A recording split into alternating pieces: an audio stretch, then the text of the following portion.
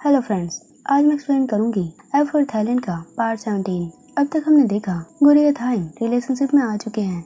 Next day गुरिया जब अपने घर जाती है तो वो अपने घर को टूटते हुए देख बहुत शौक थी।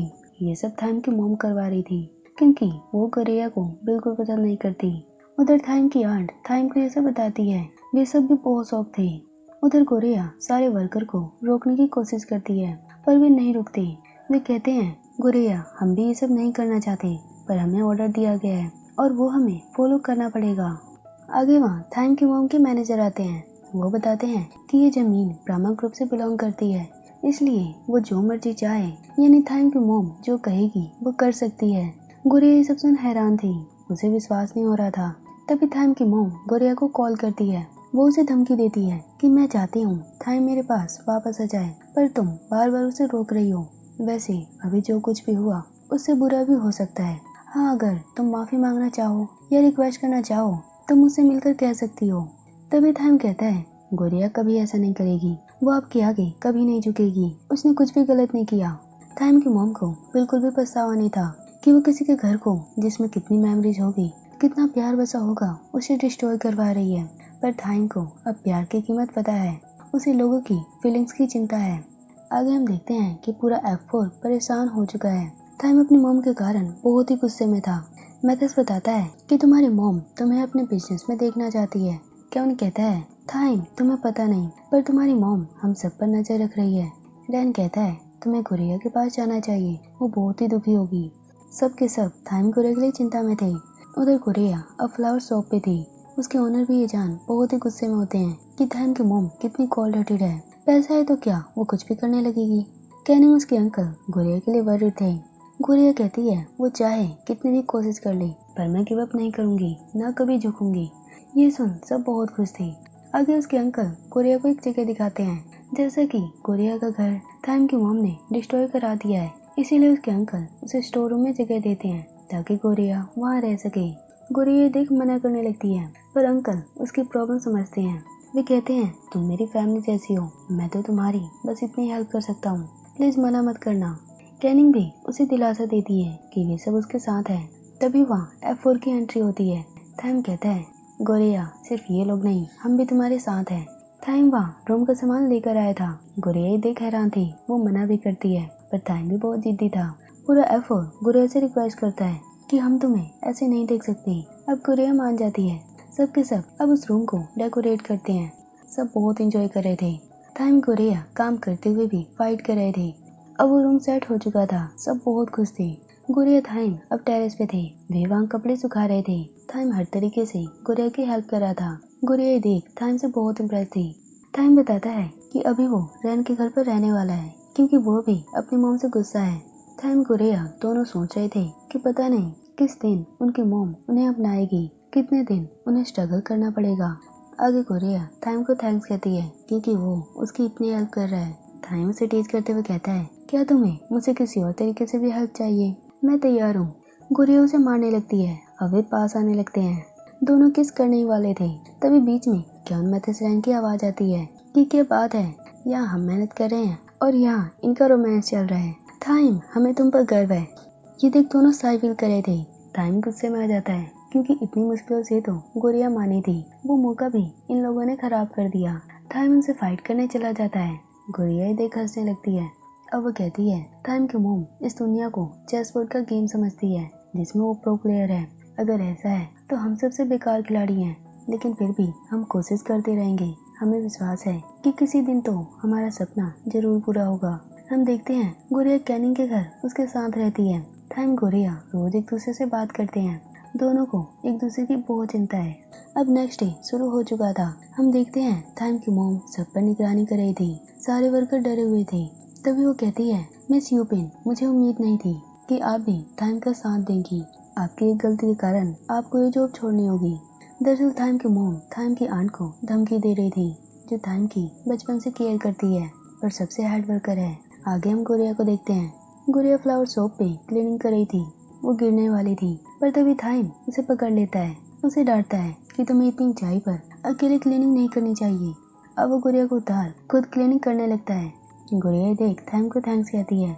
टाइम गुरिया के लिए उसका फेवरेट जूस लाया था, साथ में लिखा था उसके बॉयफ्रेंड की तरफ से, वो भी थाई लैंग्वेज में। गुरिया देख बहुत खुश थी कि थाइम के लिखे हुए सारे वर्ड्स करेक्ट थे। आगे गुरिया अंदर जाती है, तभी थाइम को एक कॉल आता है, वो उसकी आंट ने किया था। वो उसे कहती है कि मुझे कुछ तुम्हें बताना है। आगे थाइम रैन के घर पर था। वो कहता है, रैन तुम्हें पता है आंट यू को मॉम ने फायर कर दिया, वो अब करना क्या चाहती है। रैन ये सुन चिंता में जाता है। वो कहता है, थाइम इसका मतलब तुम्हारी मॉम कुछ बड़ा करने वाली है जो सबको हर्ट करेगा। थाइम ये सुन कंफ्यूज था।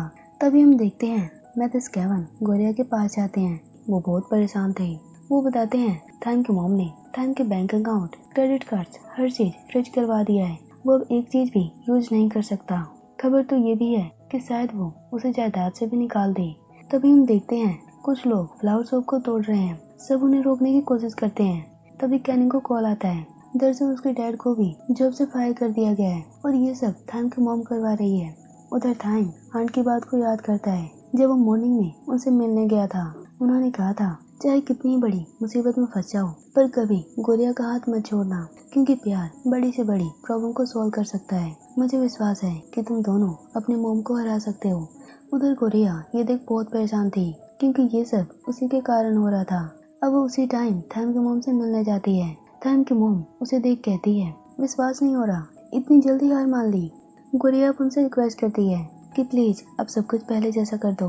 जिनकी जॉब छीन ली, शॉप बंद करवा दी, उन्हें ठीक कर दो। बदले में मैं थाइम की लाइफ से हमेशा के लिए दूर चली जाऊंगी। पर एक बात आप हमेशा ध्यान रखना, आप जो भी कर रही हैं थाइम आपको कभी माफ नहीं करेगा। वो पूरी लाइफ आपसे नफरत करेगा। पहले मैंने सोचा था कि थाइम और आप एक जैसे हो, पर मैं गलत थी। थाइम तो बदल गया, वो इंसानियत जानता है, पर आप नहीं। आप हमेशा कॉल रेटेड रहोगी। ये सुनकर भी थाइम की मॉम को कोई फर्क नहीं पड़ता, बल्कि वो तो खुश थी कि अब गुरिया थाइम से दूर होने वाली है। अब उसकी मॉम इमोशनल होते हुए कहती है कि मुझे पता है मैं गलत हूँ गुरिया, मेरी मजबूरी है, मैं ये जानबूझकर नहीं कर रही। गुरिया इसे हैरान थी कि ये क्या कह रही है।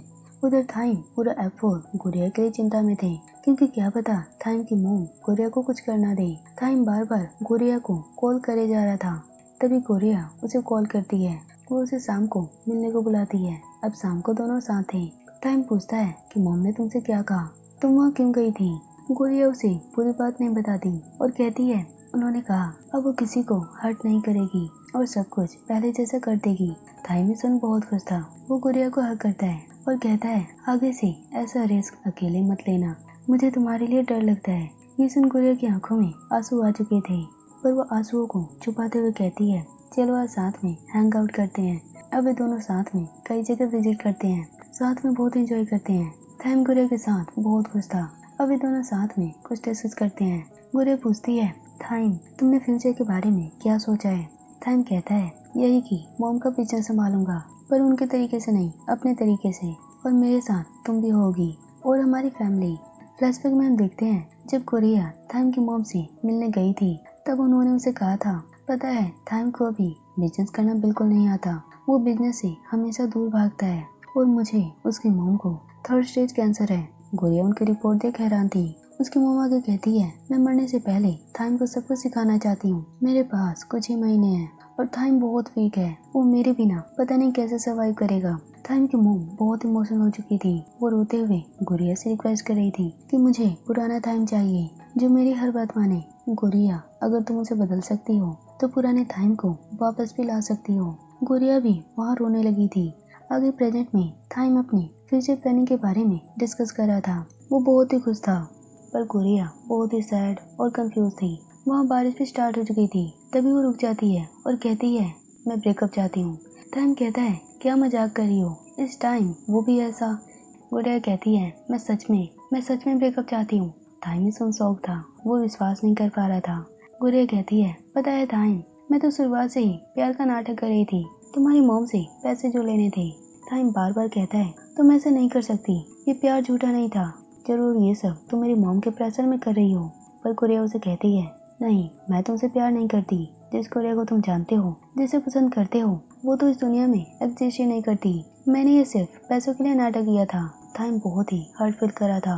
वो कहता है, नहीं ये नहीं हो सकता, प्लीज एक बार कह दो तुम झूठ बोल रही हो, तुम आज भी मुझसे प्यार करती हो। अंदर से तो कोरिया भी उतनी ही हर्ट थी जितना थाइम। वो सब कुछ यहाँ झूठ बोल रही थी क्योंकि वो पुराने थाइम को वापस लाना चाहती है। उसकी मॉम की लास्ट विश को पूरा करना चाहती है। कोरिया के कारण दूसरे हर्ट हो वो सब कोरिया नहीं चाहती। और कोरिया ने आज तक कभी भी किसी से पैसे नहीं लिए, ना प्यार का नाटक किया था। वो तो थाइम की लाइफ से दूर जाना चाहती है ताकि थाइम अपनी लाइफ आसानी से जिए, उसे कोई हरा ना पाए। पर बाहर से कोरिया थाइम को कुछ भी एक्सप्रेस नहीं करती कि वो भी कितना हर्ट फील कर रही है। थाइम वहाँ बहुत रोता है। कोरिया उसे ताना मारते हुए कहती है, तुम अभी भी बच्चे हो, तुम किसी पर रूल ही नहीं कर सकते और ये लॉकेट मेरा नहीं है, इसे तुम वापस ले लो। थाइम उस लॉकेट को वहीं फेंक देता है और आंखों से आंसू पोंछते हुए वहाँ से चला जाता है। उसके जाते ही कोरिया भी बहुत रोती है क्योंकि थाइम की खुशी के लिए उसने अपने प्यार को सेक्रीफाइस किया। आगे हम देखते हैं कोरिया ट्रेन से होम टाउन जा रही है अपने पेरेंट्स के पास। तभी वहाँ थाइम की आंट उससे मिलने आती है। उन्हें अब थाइम की मॉम ने जॉब वापस दे दी थी जैसा कि उन्होंने कोरिया से डील की थी। अब आंट कहती है, कोरिया तुम इतनी जल्दी गिव अप कर लोगी, मुझे तुम्हारा इंतजार रहेगा। अब कोरिया ट्रेन में थी। हम देखते हैं कोरिया के पास अभी भी थाइम वाला लॉकेट था। दरअसल ब्रेकअप के बाद थाइम जब चला गया था तब कोरिया ने वो लॉकेट उठा लिया था। उस समय कोरिया की हालत भी बहुत खराब थी और अभी भी ट्रेन में कोरिया रो रही थी। उधर थाइम की मॉम बहुत खुश थी। वो कैंसर वाली रिपोर्ट वहीं चला देती है, यानी उन्होंने कोरिया से झूठ बोला था कि उन्हें 3rd स्टेज कैंसर है। उनका मैनेजर उन्हें बताता है कि कोरिया होम टाउन जा चुकी है और मिस्टर थाइम बिजनेस सीखने के लिए रेडी है। थाइम की मॉम कहती है, अब जैसा मैं चाहती हूँ वैसा ही होगा, कुछ भी पहले जैसा नहीं होगा। हम देखते हैं ब्रेकअप के कारण F4, कैनिंग, उसके अंकल, कोरिया सब बहुत दुखी थे पर वे कुछ भी नहीं कर सकते। अब पूरे 1 साल बीत चुके थे। कोरिया ने स्कूल भी क्विट कर दिया था। जीन और उसकी टीम सब कोरिया और F4 को मिस कर रहे थे क्योंकि कोरिया ही थी जिससे वो फाइट करते थे। आगे हम मैथ्स कैवन को देखते हैं जो सोशल मीडिया पर अपने पिक्चर्स डाल रहे थे और वे इतने दिनों बाद स्कूल विजिट करते हैं। सारी गर्ल्स उन्हें देख बहुत खुश थी, वे खुशी की मारी चिल्ला रही थी। उधर फ्लावर शॉप पे कैनिंग उसके अंकल बहुत खुश थे, उनकी शॉप पहले से भी ज्यादा सुंदर लग रही थी। तभी कैवन मैथ्स वहाँ आते हैं जो उस अंकल के लिए एक कार लाए थे। वो कार देख अंकल बहुत खुश थे क्योंकि ये उनकी ड्रीम कार थी जिसमें वो जितनी मर्जी फ्लावर स्टोर कर सकते हैं, कुछ भी ले जा सकते हैं। पर वो बहुत ही एक्सपेंसिव था। वे मना करने लगते हैं पर कैवन भी जिद्दी था। कैवन मैथ्स की जिद के कारण अंकल उस कार को एक्सेप्ट कर लेते हैं। आगे कैवन कैनिंग अकेले थे। कैनिंग को कोरिया की याद आ रही थी। कैवन उसे कहता है, चिंता मत करो, हम कोरिया को ढूंढ लेंगे। आगे हम देखते हैं रैन कोरिया को ढूंढने में लगा है। वो कई जगह विजिट करता है, कितने लोगों से पूछता है पर कोई जवाब नहीं मिलता। एक लेडी कहती है, क्या ये गर्ल तुम्हारी GF है? रैन कहता है, शायद या उससे भी ज्यादा इम्पोर्टेंट। अब हम थाइम को देखते हैं जो अपनी मॉम के साथ बिजनेस को संभाल रहा है। वो अनाउंस करता है कि पुराने सारे एम्प्लॉयज को फायर कर दो जिसने छोटी सी भी गलती की हो। ये सुन थाइम की मॉम बहुत खुश थी पर टिया हैरान थी क्योंकि थाइम बिल्कुल अपनी मॉम की तरह काम कर रहा है। वो थाइम से अकेले में बात करती है कि तुम्हें ऐसा नहीं करना चाहिए। थाइम कहता है, बिजनेस ऐसे ही चलता है, अगर वे गलती करेंगे तो हमारा टारगेट कैसे पूरा होगा, और हम चैरिटी नहीं चला रहे जो हर किसी की मिस्टेक इग्नोर करेंगे। टिया कहती है, जब कोरिया थी तुम कितने अच्छे इंसान बन गए थे पर अब मोम जैसे बनते जा रहे हो। पता है हर कोई कोरिया को ढूंढने में लगा है पर तुम। तभी थाइम उसे गुस्से में डांटता है कि बस बहुत हुआ, मैं कोरिया के बारे में कुछ भी नहीं सुनना चाहता।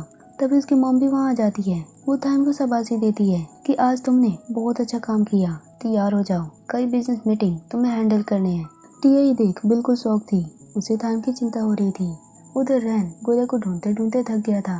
जब वो बेड पर लेटा था वो न्यूज देख रहा था। मैथ्स उसे कॉल कर घर बुला रहा था क्योंकि रैन कई दिनों से कोरिया को ढूंढ रहा है।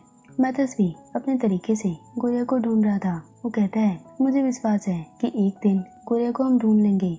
आज मेटोरियल गार्डन का दिन था, सब के सब एक ही विश कर रहे थे कि काश वो कोरिया को ढूंढ ले। तभी न्यूज में रैन देखता है कि कोरिया एक जगह जा रही है। दरअसल न्यूज एंकर किसानों का इंटरव्यू ले रहे थे। उन्हीं रास्तों के बीच कोरिया कहीं जा रही थी जो उस वीडियो में कैप्चर हो गया था। रैनी देख बहुत हैरान था और बहुत खुश भी। उधर हम थाइम को देखते हैं जो बिजनेस मीटिंग कर रहा था। वहाँ वो एक बिजनेस कॉन्ट्रैक्ट को कैंसिल कर देता है जिसमें दूसरी कंपनी ने करोड़ों इन्वेस्ट किए थे। वो बंदा जिसने इन्वेस्ट किए थे वो बहुत ही शौक था। वो गुस्से में थाइम से कहता है, तुम ऐसा नहीं कर सकते, 10 साल का कॉन्ट्रैक्ट था, तुमने पैसे भी ले लिए और अब कैंसिल कर दिया। थाइम कहता है, ये कैंसिल हो चुका है। उसकी मॉम कहती है, तुम कुछ भी कर लो, हम ना तो रिफंड करेंगे ना ही कॉन्ट्रैक्ट वापस लेंगे। वो बंदा उन्हें धमकी देता है कि वो किसी को नहीं छोड़ेगा। दरअसल थाइम की मॉम थाइम को अपने जैसा बना रही है लोगों की फीलिंग से उन्हें कोई फर्क नहीं पड़ता। थाइम ये सब देख अंदर से थोड़ा सैड था। उसकी इंसानियत अंदर ही अंदर जिंदा थी, पर नफरत के आगे वो उसे बाहर नहीं लाना चाहता। आगे थाइम जब अपने कैबिन में जाता है, वहाँ रैन उसका वेट कर रहा था। थाइम उसे आने का कारण पूछता है। रैन उसे वो न्यूज वाली पिक्चर दिखाता है जिसमें उसने गुड़िया को देखा था और कहता है, थाइम मुझे गुड़िया का पता चल गया है। थाइम ये सुन शॉक था। आगे हम मैथस की स्टोरी देखते हैं। डैन मैथस साथ में थे। डैन स्टडी में लगा था और मैथस ओम से बात कर रहा था। ओम उसे पार्क में बुलाती है और कहती है, जल्दी आना, नहीं तो हम तुम्हारा भी फास्ट फूड खा लेंगे। रैन मैथस के लिए बहुत खुश था। मैथस भी ओम के कारण ब्लश कर रहा था। उधर ओम उसकी टीम अपने लंच में लगे थे। तभी वहाँ वही अपोजिट टीम आती है जिनको ओम की टीम ने हराया था। वो ओम को दोबारा चैलेंज करते हैं। आगे कुछ देर बाद वहाँ मैथस आता है। वहाँ सब कुछ शांत था। ओम भी वहाँ पर नहीं थी। मैथस पूछता है तो उसकी टीम बताती है कि वो अपोजिट टीम ने उन्हें दोबारा चैलेंज किया था। पिछली बार हारने के बाद वे बहुत गुस्से में थे, इसीलिए वे हमसे बदला ले रहे थे, जिसमें ओम भी घायल हो गई। ये सुन मैथस बहुत गुस्से में आ जाता है। तभी ओम की टीम कहती है, उस अपोजिट टीम से पंगा मत लो, उनके फादर बहुत बड़े आदमी हैं। वे अपोजिट प्लेयर भी मैथस को बहुत उकसा रहे थे। वो मैथस को कहता है, तुम क्या लड़ोगे, पहले अपनी टीम तो बना लो। दरअसल उन्होंने ओम की टीम के सारे बंदों को घायल कर दिया था, उनका हौसला तोड़ दिया था। मैथस कहता है, कल इसी टाइम इसी जगह रीमैच होगा, देखते हैं कल कौन जीतेगा। मैथस को उस प्लेयर पर बहुत गुस्सा आ रहा था क्योंकि उसने ओम को हर्ट किया था। कि अब मैथस उन्हें हरा पाएगा और वो अपनी टीम में किसे लाने वाला है, और क्या थाइम गुड़िया से मिलने जाएगा, क्या वो पहले जैसा बन पाएगा। अब आगे क्या होगा नेक्स्ट पार्ट में देखेंगे।